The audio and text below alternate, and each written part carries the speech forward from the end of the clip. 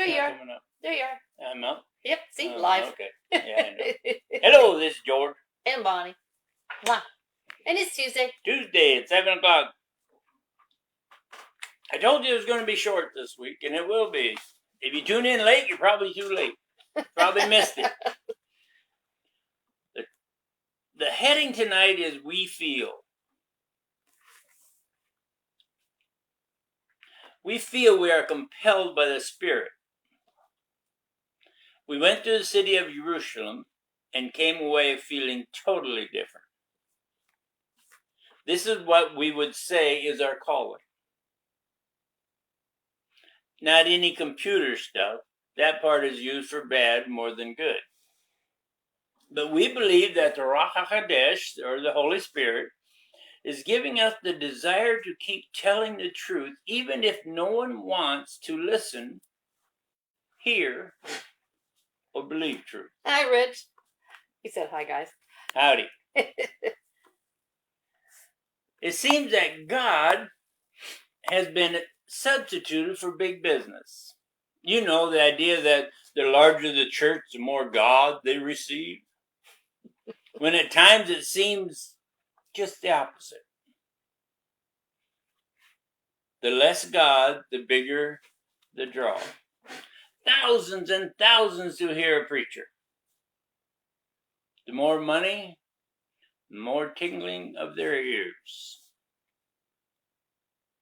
How many preachers do you think would tell the billionaire who comes into their church, leave because you're bringing Satan in with you? Take your $100,000 check and go. Now, we know they all are saying, yeah, I wouldn't do that. Oh, by the way, thanks for the $100,000 and come back soon is more of their realistic standing. When money starts talking, the conversation usually goes one way. Most people who study are not like Yeshua. They will never change my name to any name with no definitive meaning in any time period.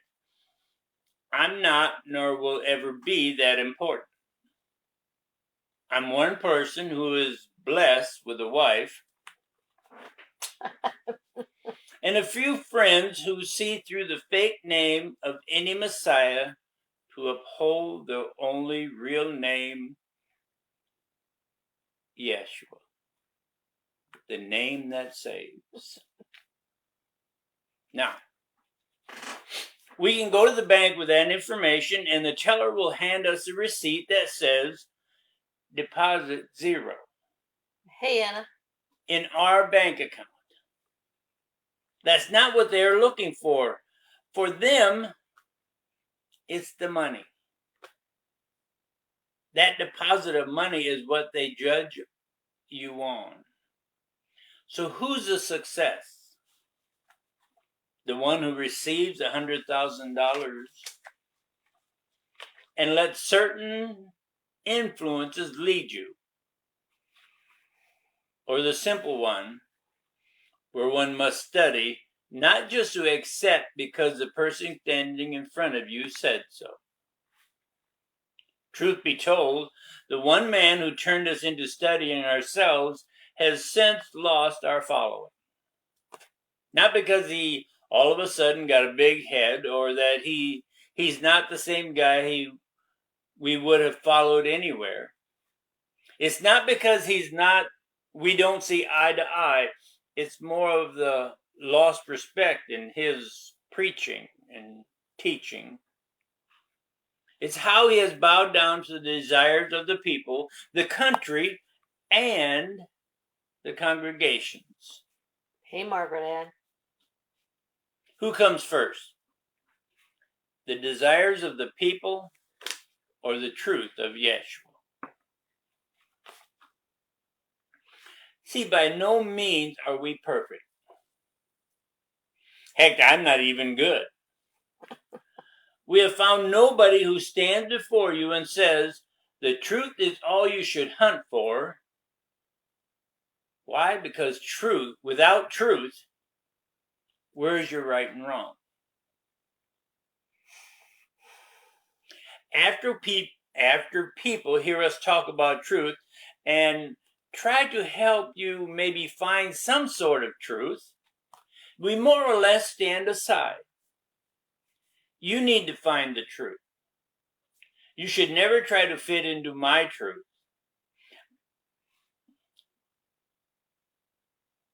My truth may be slanted just a bit. We don't try to slant it, but it may be swayed just a tad. Think so? So what does that mean? You must hunt for you, not me. Not because we say anything. After all, why would you hunt for me? It's your life, your future, your eternity. Now, we do ask when you go to your place of worship, whatever you want to call it, church, synagogue, Bible study group, ladies get together, or even just a gathering at a friend's house. See, then, after you feel you have your truth all figured out, that is when most people let their guards down. That's when through friends, your enemies, or your spiritual leaders, you may we should state, you will have savage wolves come into your group. Your church welcomes them as maybe someone who needs their help. Church people believe the wolf needs the church's guidance, so the people take the wolf in with open arms to change him. But like any crafty wolf, he bides his time until he separates this group from that group. Then he understands his prey better. He puts his attention on the weaker group to see and connect with them. Then the savage wolf gets a weaker group to look after his needs. Hey, Rhonda. Until his needs become their desire. Now he has a pack of wolves who will infiltrate the stronger group one by one. Then men and women will arise and even teach the wolf's perversions of the truth. Then when you have enough following the perversions, the wolf drags away the preachers and teachers into his den. The movement grows, not just to your group, but to another, and then another, into so many that now they teach it in what they call their Christian colleges. The wolf and his truth is now being taught in every Sunday school, church, Bible study, junior college, and the fanciest universities all teach some form of truth started by the wolf, with the masquerade of faith in God. We can only warn you. We can't lead, pull you along, drag you, or live your life. We tried to get everyone to study yourself. Don't follow us. Walk your path to truth, not ours. Nobody should want my path. I'm not that good, like I stated. I tell you that all the time. Ask her. She sees my faults. The ones I try to control, but with her loving blinders on, she doesn't see them all. You're so sweet. She is special to me. She encourages me to study, not to correct a religion, but to follow the truth. And at times it has shown us that their truth was from that wolf. and not one teacher, preacher, Bible study leader, professor, church, denomination, and all the way up to their religion will confess that the wolves have taken over their faith. No, that wouldn't be good. See, they are what we have been calling for years brainwashed. And now inviting you into their den of wolves. People, if you don't study with an open mind to real truth, you're already in the pack, waiting for the lead wolf to send out the hunters for new souls to bring into his den. This talk tonight isn't just for our friends and relatives. It's for the people whom we have never met, the ones who, even though may have been in his den most of, if not all of their life, yet see that the way the lead wolf is going doesn't seem just right. You want something and you may not even know what it is, but you feel you need a change. Well, then change. Get a divorce from the brainwashing of your past and start your study to find truth. Yeah. And like we always say, not my truth, but you must, after the divorce, clean your mind from the past wolves' influence to get to the truth. And that's a lot easier said than done. That's true. Now, if you're still worrying, then you must hunt more. I'm not your truth. Don't follow me anywhere. I keep saying that all the time. We feel, that's where I got the title. We feel our calling isn't to a made up, very popular name, only to the name of the one who saves, and that's Yeshua. According to Netanyahu, or Matthew 1:21, and Scripture also states in Luke 1:31 what name the Father gave the angel Gabriel to let both Joseph and Miriam know what name to use and why. The why? It says to save his people from their sin. At least that is what we have received, believed, and understood with our study of the Scriptures. Again, we feel the season that is coming up should really open your eyes not to the misguided celebration, but only how commercialized that celebration has become. Think first, then think again. Before you react in everyday life, in your surroundings. That is what we feel is so very important. Now, actually, when I went through everything, that was going to be the end of it, but it isn't. I wrote something else today. All right. This is something totally different, but this is how we feel. Relatives saying or doing stupid things, I guess, if their opinion and our opinions differ from mine, or they have a total lack of common sense, we must believe they need a third grade participation trophy. The ones who swear on the internet, where young people may read, well, it shows their lack of respect for you and your opinion. When that happens, we block those people.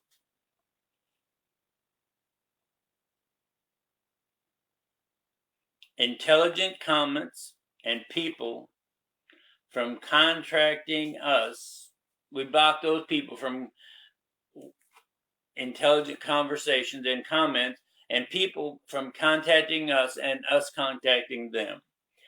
We have never stated to follow us anywhere, but that you should study what we try to bring out in religion. The rest is up to you. So relatives, you might well say, in a lot of cases, goodbye. Now, I had to get that off my chest. Now I'm going to tell you something that I just started. I use my own technology. I use my own thought, my own theory. Today, I picked up a book and started studying it. First time I read it, it was just a book. It was a good book, but it was just a book. This time I'm studying it. It was written by a really intelligent individual.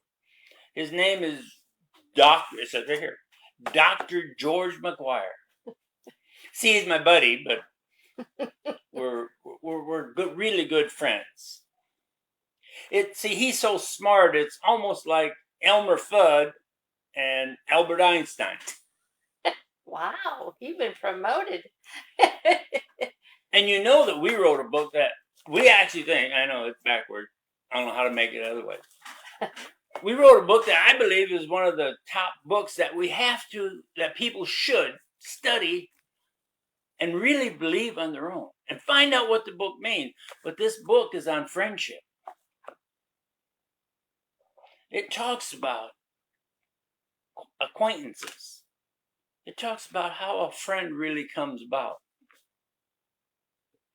It talks about how you start out with a billion people and you can't have a whole bunch of best friends. You start out with acquaintances. Now I wrote them down, so I better look at my little note. And it's upside down. It starts out, it says, this brilliant individual says it starts out as strangers. And if you stop and think about it, that's the way most people start out as strangers. Whether you're a little kid and you go to school for the first time, or you move into a neighborhood and you meet Johnny for the first time, you're strangers to him. You may contact each other real quick if you're young. But when you meet somebody as an adult or a young person, you're strangers. And if you're lucky, or if you're blessed, they may become just acquaintances. You know, the person you see when you go to the bank and you go to the same teller every time, and Susie Q always waits on you. When Susie Q's not there, you notice she's not there. That's an acquaintance. And you have people who are friends. You have connections that are alike. You both like the boating. You both like to go hunting. You both like to fish. You have friendships. You build a friendship. Then it says you get to the point where you have a best friend. Now, what he stated in his book is, and I'm just talking about the first chapter, it talks about a best friend is somebody you can really rely on. You can really tell everything to, and he doesn't judge you. He loves you anyway as a best friend. And the way George put it is that you don't have that many of those. You have a lot of friends, and even friends you don't feel as comfortable telling them the stuff that you didn't want anybody else to know. And you may have a few best friends, but you have just very few real best friends. He didn't say that in there, I put that in there. Then he had the one last one. It's an eternal friendship. And when I got to that one, I started thinking about God. I started thinking about, if I die, my eternal friendship would be the friendship I have right now with him and other people. You're okay too? Thank you, but if you're gone, I'm down here. But the eternal friendship got to be with God, with Yeshua. And the more you think about it, he's right. But I'm telling you all this stuff because it is a fabulous book. And I took my own advice and I'm starting to study it. It's good. If you get the opportunity, everybody should have one of these. Even if you don't have any friends. And if you do already have friends, it's a good book to go over, to study. Anyway, I told you it's going to be short tonight. And Georgie didn't know I was going to go over his book or advertisement. But it is a good book. I'm starting to do just what I told everybody to do in our book. It'll change your life. This book of George's will change your life here on earth. I haven't got to chapter 5 yet. That's where his one where he talks about eternity and all that God stuff. But that book's good. The other book's good. And people, we think that we feel we're doing what God wants us to do. Rhonda said I have the book, and Tom wants to know what the name of the book is. It's called In Search of Eternal Friendship. He's rewriting it. He had to rewrite it because I took it, I hit him over the head with it, and he's changing things now. I know it's backwards, Vise, but maybe you can turn it around. Get a mirror and look in the mirror and see your TV screen or your screen. But Tom, if you want one, we'll make sure that you get one. Anybody else that wants one, I'll make sure you get one. Heck, if anybody wants one of these books that we wrote, I'll make sure you get one of those too. Yep. Oh, the new one. Pardon? He said the new one.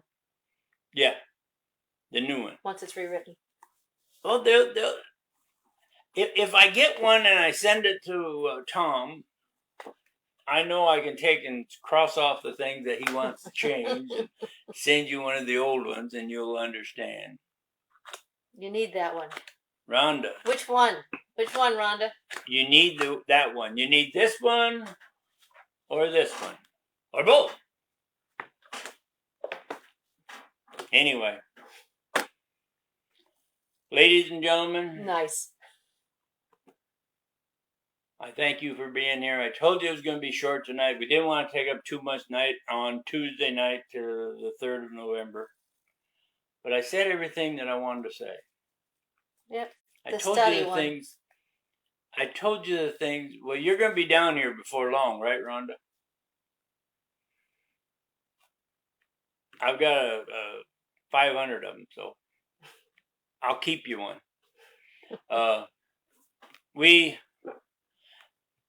When I sat down and wrote that, it started out as I feel. I'll be there next week. Okay. Oh, perfect. We'll make sure you get one.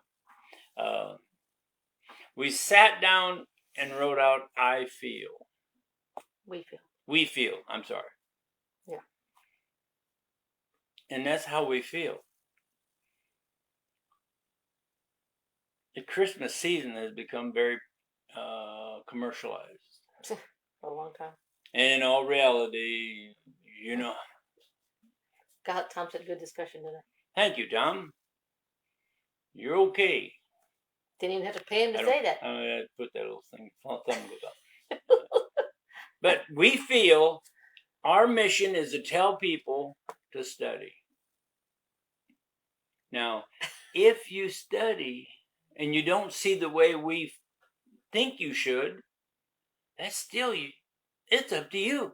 It's not up to us. We feel we do what we can with what we've got and how smart we are.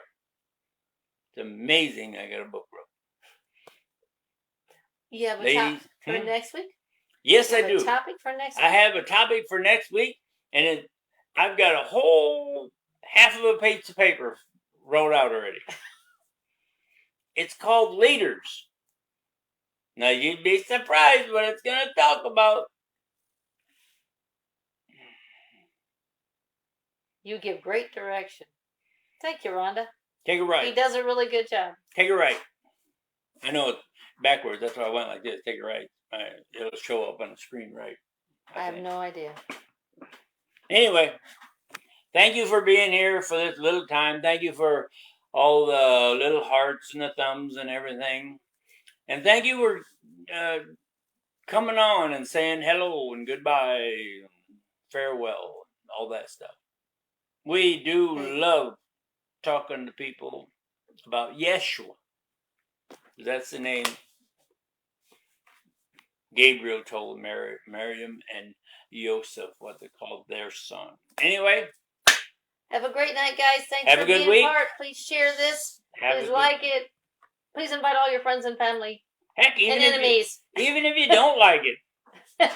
And if you don't like it and you got some enemies, tell them they should look at it. Love y'all. Talk to you. See you next week.